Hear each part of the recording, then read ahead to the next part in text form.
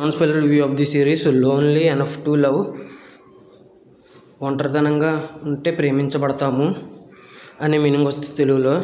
ఇంకా ఈ web series వచ్చేసి అప్పుడెప్పుడో కొరియన్లో 2020లో అది ఏదో ఓటీటీలో స్ట్రీమ్ అయింది.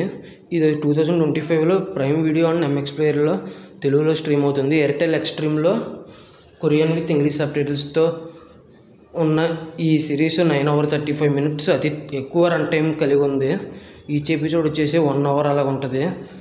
ఇది ఎపిసోడ్స్ వచ్చేసి కొరియన్లో 30 minutes ఎపిసోడ్స్ చొప్పున 20 episodes ఉన్నాయి. దాన్ని 1 hourకి కుదించి 10 episodes కింద తీసుకొచ్చారు ఇంకా తెలుగులో.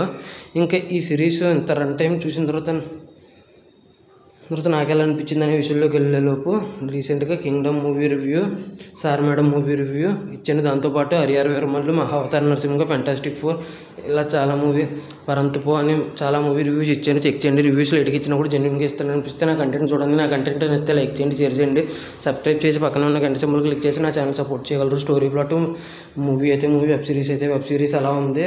Plus points minus points rating ఇస్తాను కాబట్టి నా రివ్యూ చివరి వరకు చూడండి. ఇంకా స్టోరీ ప్లాట్ విషయానికి కనుక వస్తే, ఇద్దరు అబ్బాయిలు ఉంటారు, ఇద్దరు యువకులు. వాళ్ళు ఒక చోట ఉంటారు. అదే చోటకి ఒక అమ్మాయి వస్తుంది. ఆ చోటు ఏంటి అనేది ఇంకొక పక్కన వచ్చేసి రిలేషన్షిప్స్ ఎలాగుంటాయి, వీళ్ళిద్దరూ ఒక అమ్మాయిని లవ్ చేస్తారు. తర్వాత ఏమవుద్ది, ఆ తర్వాత కొన్ని క్యారెక్టర్స్తో రిలేషన్షిప్స్ ఉంటాయి. ఆ తర్వాత ఏమైంది, హీరోయిన్ ఏమో బెస్ట్ రైటర్ అవ్వాలనుకుంటుంది, అయ్యిందా లేదా, తన కళ నెరవేరిందా లేదా అని ఇన్ని పాయింట్ల చుట్టూ తిరుగుద్ది ఇది. ఇంకా ఇన్ని పాయింట్ల చుట్టూ తిరిగిన ఈ సిరీస్ ఎక్కువ రన్ టైం ఉన్న సిరీస్ 9 hours 35 minutes సిరీస్ ఎలా ఉందనే విషయానికి కనుక వస్తే, నాకైతే ఒకసారి చూడొచ్చని అయితే అనిపించింది. అది కూడా ఒక విషయంలో మాత్రం అస్సలు వదలకుండా చూడాలని చెప్తాను. అది ఏ విషయం అనేది plus points minus points rating విషయంలో చెప్తాను. ఇంకా ప్లస్ పాయింట్స్కి వెళ్ళిపోదాం. ప్లస్ పాయింట్స్ వచ్చేసి బ్యూటిఫుల్ లవ్ స్టోరీ, ప్రేమ అనేది సరిగ్గా ఉండాలి లేదా చాలా నీట్గా వెళ్ళిపోద్ది. రిలేషన్షిప్ గురించి కూడా బాగా ఇచ్చారు మెసేజ్, లవ్ గురించి కూడా మంచి మెసేజ్ ఇచ్చారు. ఇంకా మరీ ముఖ్యంగా మనం అనుకున్న కళ ఎంత కష్టమైనా కూడా ఎలాగో అలాగా కష్టపడి మరీ ప్రయత్నిస్తూ ఉండాలి, ఎన్ని అడ్డంకులు వచ్చినా కూడా అనే మెసేజ్ హీరోయిన్ రైటర్ అవ్వాలనుకునే డ్రీమ్ ద్వారా మంచి మెసేజ్ని ఇచ్చారు. హీరోయిన్ విషయంలో రైటర్ అని చూపించాడు. మనం అయితే మనం ఏమవ్వాలనుకున్నామో దాన్ని ఇన్స్పైరింగ్గా తీసుకోవచ్చు. ఇంకా స్టోరీ వచ్చేసి రొటీన్ అయినా కూడా బాగా ఎగ్జిక్యూషన్ చేశారు. 9 hours 35 minutes ఎక్కడ బోర్ కొట్టలేదు. కానీ అది ఇంకా మ్యూజిక్ కూడా బాగుంది సిరీస్కి తగ్గట్టు. ఇంకా యాక్టింగ్ కూడా అందరూ బాగా చేశారు. కొరియన్ యాక్టర్స్ మూవీస్ చూస్తే మీకే అర్థమవుద్ది వాళ్ళందరూ బాగా చేస్తారని.